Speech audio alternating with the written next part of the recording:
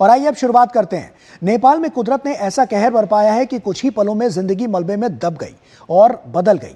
वहीं पहाड़ से आए सैलाब ने घर, सड़कें और जिंदगियां बहा दी हैं। लगभग 270 से ज्यादा मौतें और करीब 1500 लोग लापता हैं। इनमें सैकड़ों भारतीय भी शामिल हैं। रेस्क्यू ऑपरेशन जारी है, लेकिन हर गुजरते घंटे के साथ उम्मीद और बेचैनी दोनों बढ़ रही है। मलबे में सिर्फ अपनों की तलाश ही नहीं, हर परिवार अपनी आखिरी उम्मीद तलाश रहा है।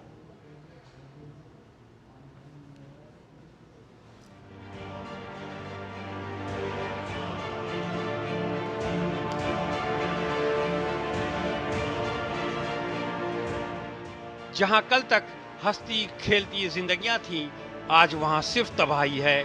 आस्था और रोमांच की पगडंडियों पर मौत का मातम है, जो पसरे मलबों और कीचड़ के ढेर से टकराकर दुख को दोगुना कर देते हैं। किसी का बेटा लापता है तो किसी की मां, कोई अपना पति तलाश रहा है तो कोई दोस्त। लेकिन हर गुजरते लम्हे के साथ उम्मीद की डोर टूटती जा रही है और मौतों और लापता लोगों का आंकड़ा बढ़ता जा रहा है। मौत की संख्या 270 के पार पहुंच गई है। करीब 1500 लोग अभी लापता है। ये महज एक आंकड़ा नहीं है, हर गिनती के पीछे एक घर है, परिवार है, किसी के लिए तो पूरी दुनिया। नेपाल के पहाड़ों से टकराकर अब एक ही सवाल गूंज रहा है कि हमारे अपने कहां हैं? अब कैसे कटेगी तुम बिन ये पहाड़ जैसी जिंदगी? बुधवार करीब 8:30 बजे थे। नेपाल चीन सीमा के पास अचानक तेज झटके महसूस हुए। लोगों को लगा कि शायद भूकंप आ गया है, लेकिन असल में पहाड़ का एक बड़ा हिस्सा बर्फ और चट्टानों के साथ टूटकर नदी में जा गिरा था।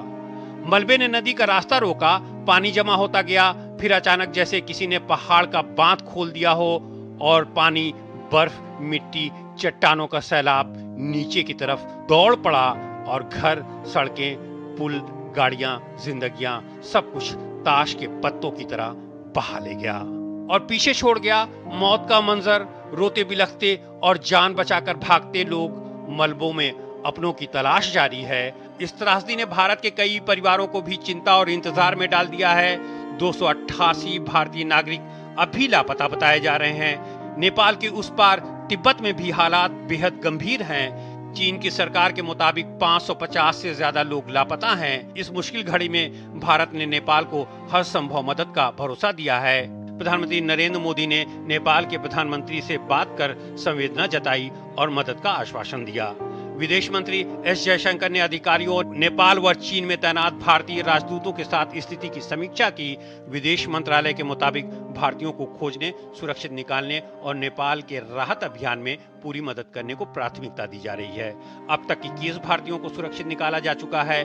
करीब 200 भारतीय नागरिक बाढ़ में फंसे हुए हैं, जिन्हें निकालने का लगातार प्रयास जारी है।